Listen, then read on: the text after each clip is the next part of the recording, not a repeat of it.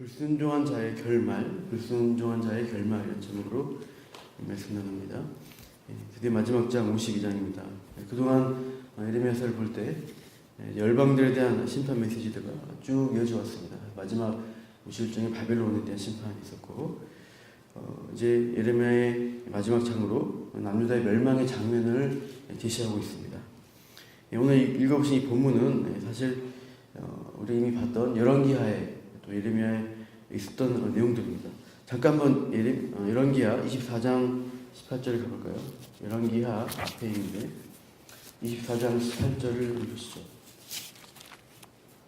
열왕기하 24장 18절부터 25장 7절까지입니다. 잠깐 살펴보시죠. 열왕기하 24장 18절 보시면 이렇게 되어 있죠. 자, 18절 읽어드립니다. 시드기야가 왕이 될 때에 나이가 21세라 예루살렘에서 11년간 다스리니라. 그의 어머니 이름은 하무다리요 림나인 예레미야의 딸이더라. 우리 이제 읽었던 본문하고 시작한 부분이 똑같습니다. 그리고 뒤에도 19절, 20절 쭉 이어지는 부분들. 25장 7절 보시면 그들이 시드기야의 아들들을 그 눈앞에서 죽이고 시드기야의 두 눈을 빼고 노사서를 결박하여 바벨론으로 끌고 갔더라. 조금 다른 내용이 있지만 죽을 때까지 있다는 내용은 이제 우리 본문에 있죠. 그러니까 이 중간의 내용들이 다 똑같습니다. 그러니까 이 같은 기록을 예레미야 마지막 장에서 이것을 이 기사들을 다시 제시하고 있습니다. 그러니까 이 52장에 이제 같은 내용이 열왕기하에 24장에 있는 내용이 같은 내용이 나온 것은 이제 내용은 같지만 문맥상 볼 때 예레미야의 그동안 선지자 하나님의 말씀을 선포한 사역들 쭉 이제 기록되어 왔고 중간중간에 사건이 있었지만 그 말씀의 결과가 어떠하냐, 마지막 어떻게 결론을 졌냐는 것을 요약적으로 52장에서 보여주고 있습니다. 그러니까 예레미야는 계속해서 바벨론에 항복해야 된다는 하나님의 말씀을 선포해왔고 하나님 말씀에 순종해야 된다라고 왕과 신하들을 향해서 말씀이 왔습니다. 그러나 끝내 그 말씀 가운데 순종하지 못했죠. 그 결과가 어떠냐를 52장이 담담하게 제시하고 있습니다. 1절 보시면 시드기야가 다시 이제 예레미야입니다. 52장 1절 보시면 시드기야가 21세에 왕이 올랐다고 하고 11년간 다스렸다는 기본적인 정보를 제시합니다. 그리고 그 어머니가 하무달이다 것을 밝히고 있죠. 참고로 이 요시야를 이어서 왕이 된 요아스가 있는데 그 어머니도 하무달입니다.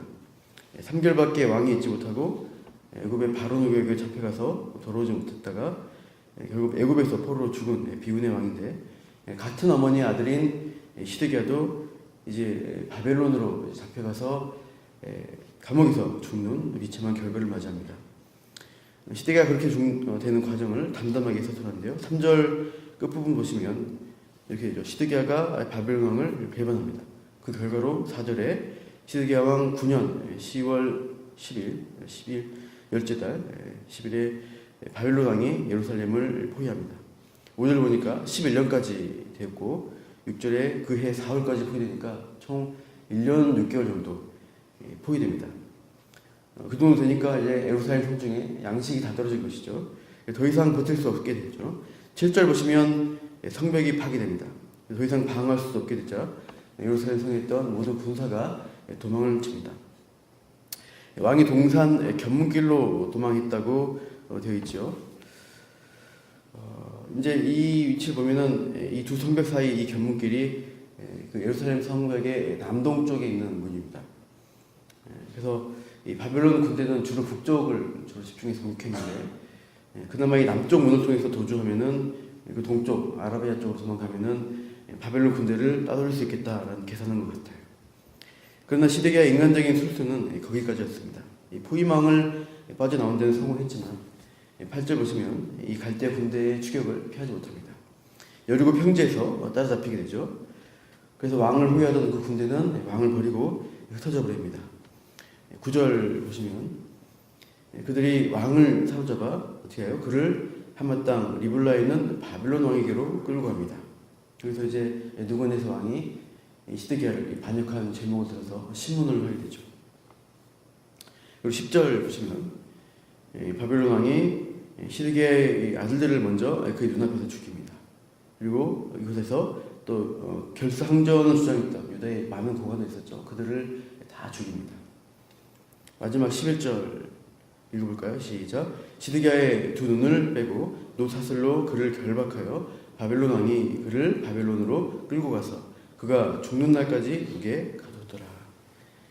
시드기야는 자기 아들들이 죽는 장면을 마지막으로 보고 그 두 눈이 뽑혀서 이제 노사슬로 결박되고 바벨론의 차가운 감옥에서 남은 여생을 끝을 내게 됩니다. 이렇게 이제 마지막 종말을 맞이하는데 그 이유가 시드기야 왕이 그렇게 된 이유가 무엇이냐를 보면 2절 3절에서 밝히고 있습니다.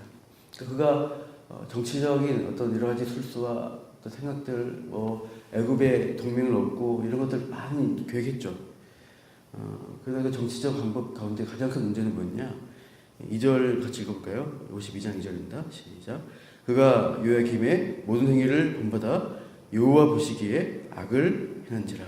3절 보시면 여호와께서 예루살렘과 유다에게 진노하심이 그들을 자기 앞에서 쫓아내시기까지 이르렀더라 되어 있습니다. 결국 시드기야가 이렇게 비참한 종말을 맞이하는 것은 하나님 말씀에 순종하지 않고 악을 했기 때문입니다.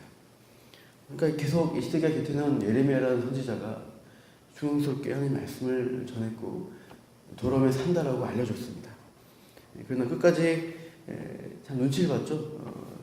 그 신하들의 눈치를 보고 또 예레미야의 말씀을 또 들으면서 고민하면서도 또 다른 외교적 방법으로 어떻게든 이 바벨론으로부터 독립하고 바벨론의 세력으로부터 벗어날 수 있다.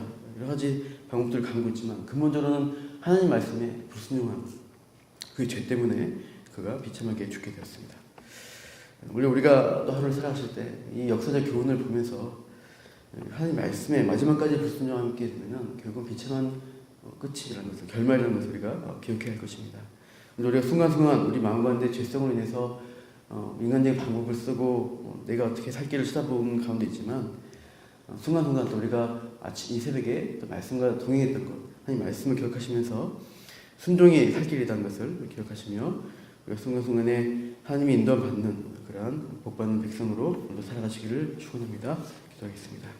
하나님, 우리가 시드기야 왕의 마지막 결말 그리고 또한 예레미야의 말씀 선포의 사역의 마지막 장면을 보게 됩니다. 불순종한 자의 결말이 비참한 죽음이라는 것을 오늘도 교훈을 얻게 됩니다. 하나님 말씀 앞에 우리가 참으로 주의하여 귀를 기울이고 참 우리가 죄인이기 때문에 까지 죄와의 싸움이 있어야 하지만 하나님 이 죄라는 문제를 해결해 주신 하나님의 약속과 그 말씀 가운데 우리가 순간순간 돌이키며 순종하여서 오늘도 하나님의 주신 생명의 길을 갈 수 있도록 우리와 함께하여 주옵소서. 말씀과 기도 가운데 우리가 참 복된 길을 놓치지 않도록 주님 오늘도 함께해 주시길 원하며 이 모든 말씀 예수님 이름으로 기도합니다.